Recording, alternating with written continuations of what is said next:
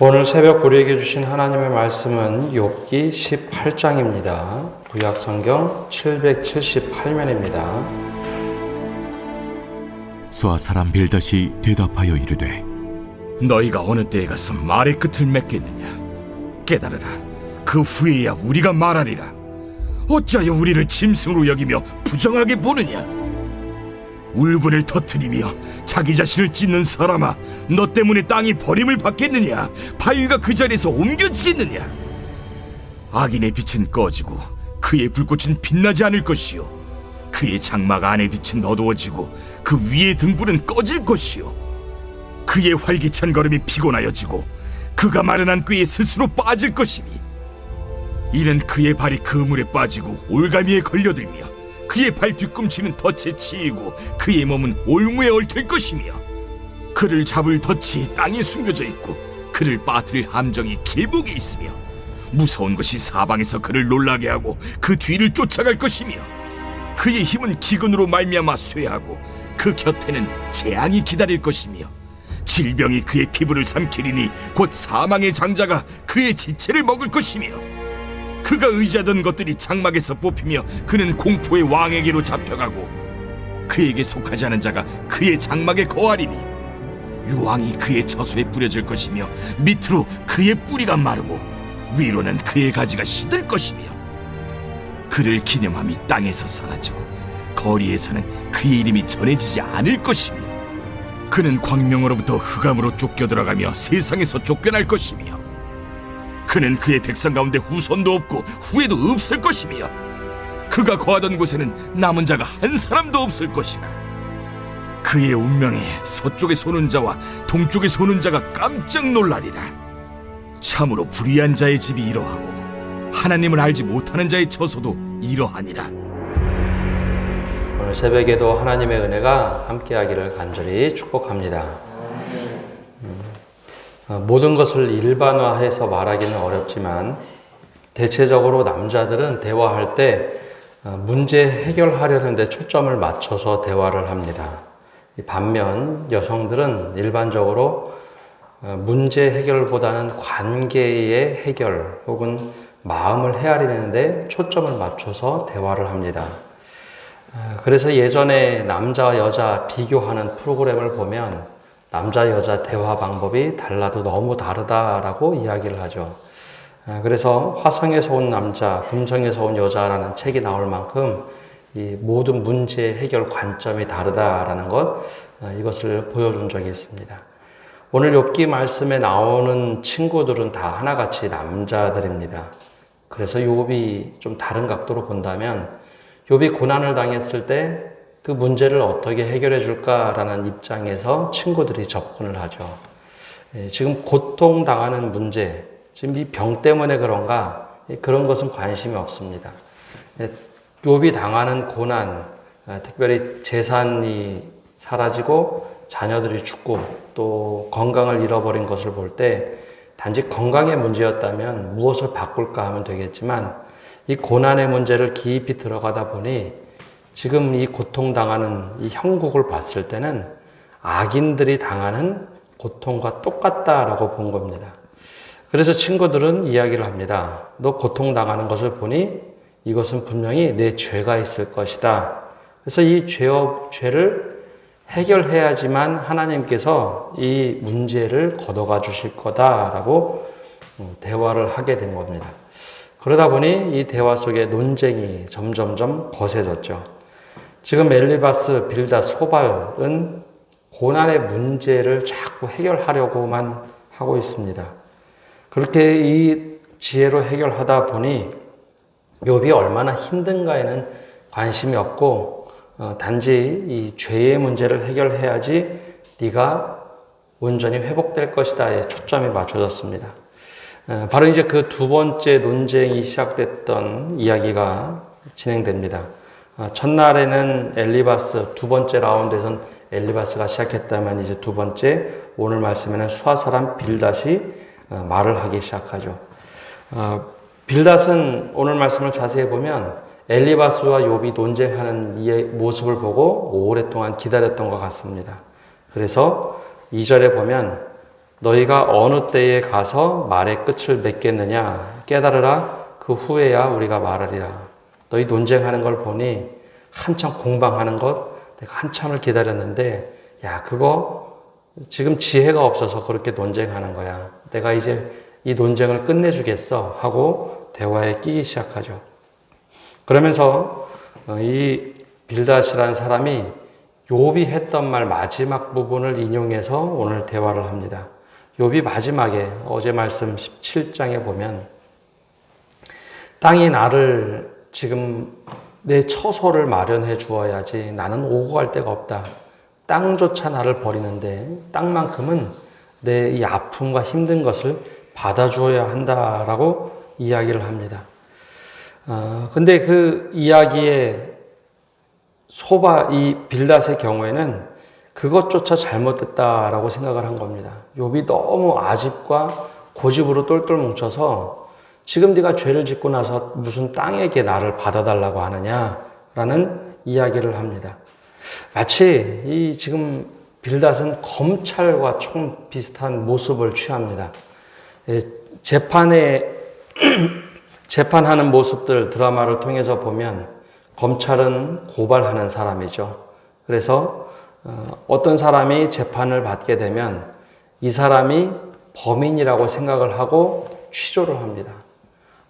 변호사는 이 사람이 무죄라고 생각을 하고 이야기를 하지만 검찰은 이 사람이 죄인이라고 생각을 하고 이야기합니다.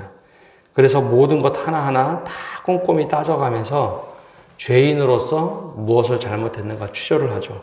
아무리 무고한 사람도 검찰 앞에 가면 기가 질릴 만큼 하나하나 다 밝혀내려고 합니다. 마치 욥에게 그런 모습으로 지금 다가가는 겁니다. 이 고통스러운 재판이 빨리 끝나려면 너 자백해야 돼. 자백하면 이 죄가를 묻고 빨리 해결될 거야 하는 입장에서 빌닷이 얘기하죠. 그러면서 빌닷은 나름대로 기분 나쁜 이야기를 합니다. 3절과 4절에 보면 어찌하여 우리를 짐승으로 여기며 부정하게 보느냐. 울분을 터뜨리며 자기 자신을 찢는 사람아 너 때문에 땅이 버림을 받겠느냐. 바위가 그 자리에서 옮겨지겠느냐. 우리가 지혜롭게 너한테 이렇게 조언을 했는데 어떻게 너는 우리의 지혜를 그리고 이 조언을 짐승처럼 여기느냐. 우리가 정말 좋은 말 해준 건데 왜 우리를 이 헛된 짐승처럼 바라보느냐라고 하면서 기분 나빠합니다. 그러면서 네가 땅 보고 지금 받아달라고 했는데 한번 곰곰이 생각해보자. 땅이 너를 받아주는 것이 좋은 것이 아니다. 오히려 네 피 때문에 땅이 저주를 받게 생겼다라는 이야기를 하는 겁니다. 창세기 앞에 부분 말씀을 보면 가인과 아벨이 나옵니다. 이 아벨이 죽을 때 땅이 그 피를 받아냈다고 하죠. 그래서 땅이 아벨의 피를 보고 나서 땅이 울었다라고 표현을 합니다. 땅이 소름 끼치게 그 피를 받아냈다. 즉 가인 때문에 의인의 피를 받았는데 욥은 사실 그 이야기를 한 거고 반대로 지금 이 빌닷은 죄인의 피를 받아낸다면 땅조차 저주를 받을 거다라고 말을 하는 겁니다. 즉 악인이 설 곳은 세상 어느 곳에도 존재할 수 없다라는 거죠. 그러면서 논리 피는 것이 하나님께서 창조하시고 이 질서를 만들어 가실 때 악인들이 존재할 수 없도록 하나님께서는 심판하신다는 겁니다. 만약에 악인을 하나님께서 허용하시면 어떤 문제가 생길까요? 하나님의 질서가 깨진다고 본 겁니다. 이 빌닷은 지금 욥이 당하는 고통은 하나님께서 늘 악인에게 주는 고통과 시험이 임했기 때문에 너는 반드시 악인이어야만 한다라고 너 죄를 빨리 회개해야만 한다라고 이야기를 하고 있는 겁니다. 그래서 이 빌닷이 계속해서 그 이야기를 하고 있습니다. 그래서 5절에서 21절까지 하는 말이 악인에 대한 이야기입니다. 하나님의 섭리와 질서는 악인을 이 땅에서 몰아내시는 하나님, 그리고 악인이 한때 차지했던 모든 흔적까지도 없애시는 분, 그래야 하나님께서 도덕 질서를 만드시고 이 땅을 통치하실 것 아니냐. 근데 욥은 그 전에 다른 말을 한 겁니다. 내 지금 잘못한 것이 없으니 하나님께서 나를 용납해 주시고 이 땅도 용납해 주셔야 된다라고 말을 했습니다. 만약에 욥의 논리대로 한다면 하나님은 당신의 질서를 깨뜨리셔야 하는 분입니다. 그래서 너 하나 때문에 하나님의 질서가 깨져서 되겠느냐? 하나님은 절대 그러실 수 없다. 너 분명히 죄를 네가 얘기하고 고백해야 된다라고 말을 하고 있는 것이죠. 그러니 서로 입장이 너무 다르니 서로 계속 싸우는 겁니다. 욥은 나는 정말 죄를 지은 적이 없고 나는 의롭게 살았는데 하나님께서 이렇게 하시는 거 보니 너무 서운하다 이야기하고, 이 빌닷의 입장에서는 너는 지금 죄를 깨닫지 못하고 죄에 대해서 고백하지도 않으니 하나님께서 악인 심판하는 것 똑같이 너를 악인으로서 대하시고, 아니 너의 죄는 악인이고 너를 치리하실 거다, 고통을 주실 것이다 라고 말을 하는 겁니다. 지금 사실 처음부터 계속해서 이야기하듯이 욥이 당하는 고통에 대해서 이 근본 이유에 대해서는 어느 누구도 1, 2장을 이해하지 못하고 대화를 하게 됩니다. 욥은 정직하고 의롭고 하나님께서 보시기에 순전한 자였더라. 이런 것 다 처치하고 빌닷과 욥이 계속해서 말하는 것은, 특별히 빌닷이 얘기하는 것은 내가 가지고 있는 신앙관을 가지고 얘기하는 겁니다. 내가 하나님을 열심히 믿었지만 하나님께서는 늘 악인을 이 땅에서 몰아내시는 분이다. 근데 그 부분만 딱 떼서 보면 틀린 말일까요? 맞는 말일까요? 그 부분만 딱 떼서 보면 빌닷의 말도 틀린 말은 아닙니다. 하나님께서는 악인을 심판하셔야 이 세상에 질서가 잡히는 겁니다. 근데 지금 이 맥락에서는 지금 욥이 의인인지 악인인지 어느 누구도 모르는 상태에서 자신이 가지고 있는 신앙관으로 이 사람을 해결하려 보니까 욥이 잘못했다, 너 악인이다 라고 이야기해야 되는 겁니다. 그래서 계속해서 악인에 대한 이야기를 5절에서 21절까지 얘기합니다. 하나님은 악인을 한 번도 거둔 적이 없다. 그래서 악인의 빛은 꺼질 것이고 그 집은 어두워지고 건강도 잃어버릴 것이고 하는 일마다 덫에 걸리며 기근과 재앙이 끊임없이 발생할 것이고 하나님께서 만드신 이 세상에서는 악인이 발붙이지 못하도록 만드실 것이다. 그 논리적으로는 맞는 말이지만 지금 욥에게 하는 이야기는 욥을 정말 궁지에 몰아넣는 이야기입니다.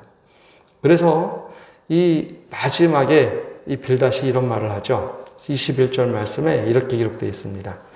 참으로 불의한 자의 집이 이러하고 하나님을 알지 못하는 자의 처소도 이러하니라. 악인이 이렇게 망할 것인데 여기 두 가지를 얘기하죠. 너를 보니 불의한 자의 집이 이러하게 될 것이다.